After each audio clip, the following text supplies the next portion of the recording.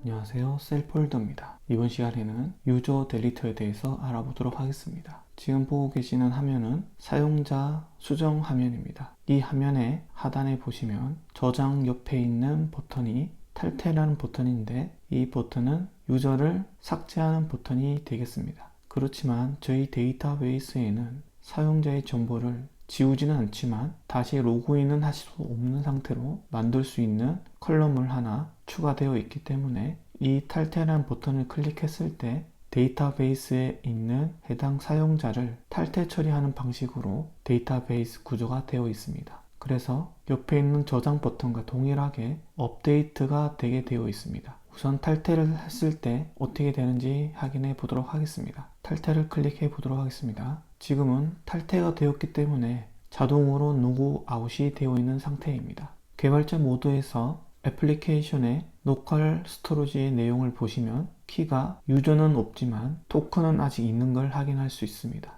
edit js 파일 안에는 사용자를 삭제했을 경우에 유저에 대한 로컬 스토리지에 있는 값은 삭제가 되어 있지만 아직 토큰에 대한 내용이 적용되어 있지 않기 때문에 토큰을 지우지 않고 있습니다. 그래서 이 부분을 적용을 해야 되고, 사용자에 대한 삭제 부분의 내용을 보도록 하겠습니다. 현재 보고 계시는 edit js 파일은 사용자 삭제에 대한 메소드가 있는 부분입니다. 여기 내용 안에 로컬 스토리지 부분에 리무브가 있는데, 여기에서 토큰도 삭제가 될 수 있도록 코드를 넣어 주도록 하겠습니다. 자, 이렇게 하면 토큰도 같이 초기화가 되겠습니다. 그리고 삭제를 위한 델리트 요청 부분에 파라메타로 전달하고 있던 이 부분은 이제 토큰으로 교체를 하여 저희가 직접 넘버를 남겨주지 않고 토큰에 있는 정보로 사용자를 삭제해 주도록 변경해 주도록 하겠습니다. 기존에 있던 파람스 만들던 부분과 엑시오스의 델리트를 요청하던 이 부분 두 개를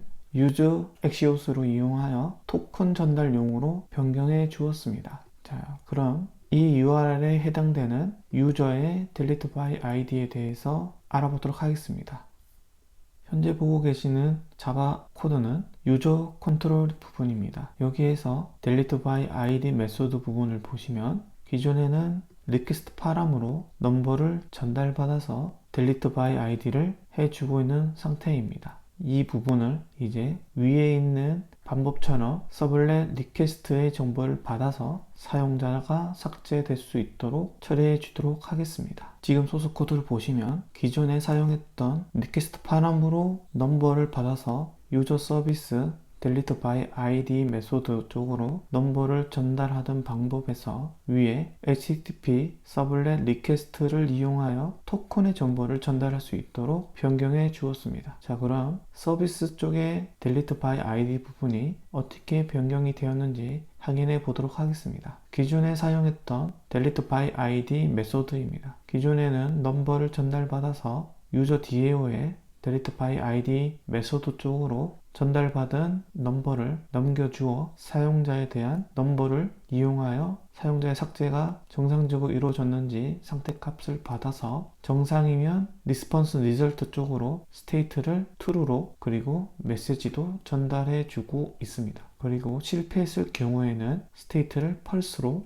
메시지 또한 전달해 주고 있습니다. 이렇게 처리가 되었던 메소드를 아래에 서블렛 리퀘스트로 전달받는 delete by id를 하나 더 추가하여 이 메소드로 토큰 부분을 처리해 주었습니다. 메소드 안에 있는 내용을 보시면 기본값으로 state는 false로 처리를 하고 전달받은 리퀘스트 정보를 이용하여 토큰 제너레이터에 있는 get JWT info에 리퀘스트 정보를 전달하고, 그렇게 토큰에 대한 정보를 확인한 후에 리절트로 받은 토큰 리절트를 가지고 토큰의 상태를 확인한 후에 정상일 경우에 아래와 같이 토큰 안에 들어있는 리절트의 값을 유저의 정보로 변환한 후 그 유저 정보 안에 있는 넘버를 기존에 사용했던 유저 DAO의 delete by id 메소드 쪽으로 넘버를 전달하게 되고, 그렇게 한 다음에 기존에 사용했던 delete by id와 동일하게 스테이트를 검사한 후에 정상인지 그렇지 않은지에 대한 스테이트를 넣어주고 메시지 또한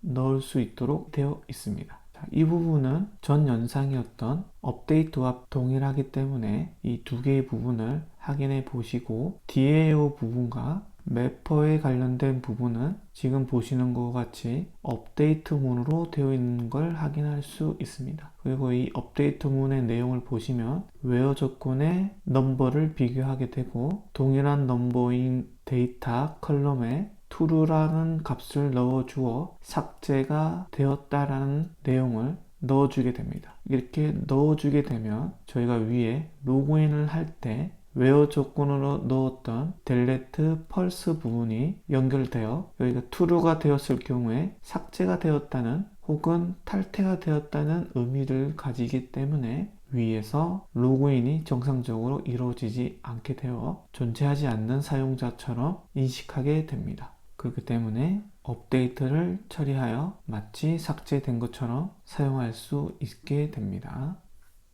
자, 그럼 지금은 토큰으로 변경이 되었기 때문에 저희가 정상적으로 로그인과 그리고 사용자 탈퇴가 이루어지는지 확인해 보도록 하겠습니다. 자, 그럼 로그인 화면에 조금 전에 탈퇴했던 폴더에 대한 내용을 로그인해 보도록 하겠습니다. 폴더의 사용자로 로그인 시도해 보도록 하겠습니다. 보시면 로그인이 안 되는 걸 확인할 수 있습니다. 자, 아무것도 일어나지 않는 이유는 저희가 사용자 없을 때에 대한 대처 부분이 로그인 부분에 없기 때문에 알 수 없는 부분입니다. 로그인 부분에 사용자가 없을 때에 대한 내용 부분을 추가해 주도록 하겠습니다. 지금 보시고 계시는 코드는 로그인 JS 파일입니다. 메소드 부분의 내용을 보시게 되면 로그인이라는 함수가 있습니다. 이 내용에 보시면 if문 안에 state가 true인 경우에만 코드가 작성이 되어 있고 그렇지 않을 경우에 대한 내용이 없는 걸 확인할 수 있습니다. 자, 그럼 이 부분을 else로 처리를 하여 간단하게 경고를 넣어 주도록 하겠습니다. 자, else 부분에 경고 내용을 넣어 주었습니다. 자, 그럼 이 경고 내용이 나오는지 대해서 확인해 보도록 하겠습니다. 다시 로그인 정보를 넣어 주도록 하겠습니다. 로그인을 한번 눌러 보도록 하겠습니다. 위에 경고창이 뜬 걸 확인할 수 있고 옆에와 동일하게 사용자의 정보가 존재하지 않습니다 라는 내용이 나오고 있습니다. 자, 그럼 폴더 사용자가 다시 로그인이 될 수 있도록 데이터베이스의 탈퇴 부분을 다시 복구해 주도록 하겠습니다. 현재 보고 계시는 화면은 데이터베이스에 접근할 수 있는 클라이언트 프로그램입니다. Select from User를 했을 경우에 아래와 같이 사용자 정보 안의 내용을 보시면 폴더라는 사용자가 있고 delete가 1이라는 정보가 담겨져 있는 걸 확인할 수 있습니다. 여기서 1은 true를 나타내고 있습니다. 자, 그럼 업데이트 문을 이용하여 넘버가 1인 사용자인 폴더를 다시 delete pulse로 변경해 주도록 하겠습니다. 자, 업데이트가 처리가 되었습니다. 다시 셀렉트 해 보도록 하겠습니다. 셀렉트 내용을 보시면 delete가 다시 0으로 변경된 걸 확인할 수 있습니다. 자, 그럼 이 상태인 경우에는 사용자를 다시 로그인해 줄 수 있습니다.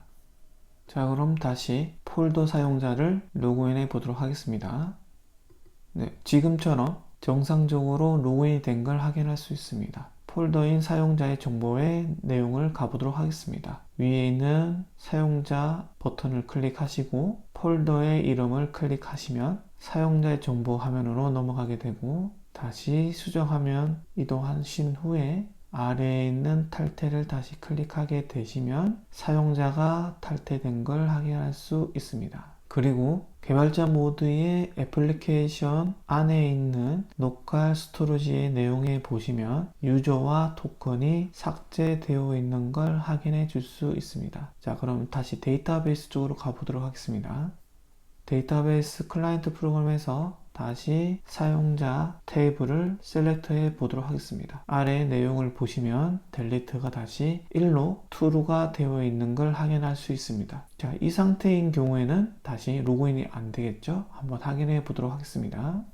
다시 로그인 화면에서 사용자의 정보를 넣고 로그인 버튼을 클릭해 보도록 하겠습니다. 자, 그럼 사용자 정보를 넣었기 때문에 로그인 버튼을 누르겠습니다. 정확하게 사용자가 탈퇴가 된 걸 확인할 수 있습니다. 자, 자, 이거와 같이 여러분들도 사용자에 대한 부분을 토큰을 이용하여 로그인과 사용자에 대한 정보 수정, 마무리로 사용자에 대한 탈퇴, 삭제 부분을 여러분들이 할 수 있는 상태가 되었습니다. 지금까지 영상을 시청해 주셔서 감사합니다. 수고하셨습니다.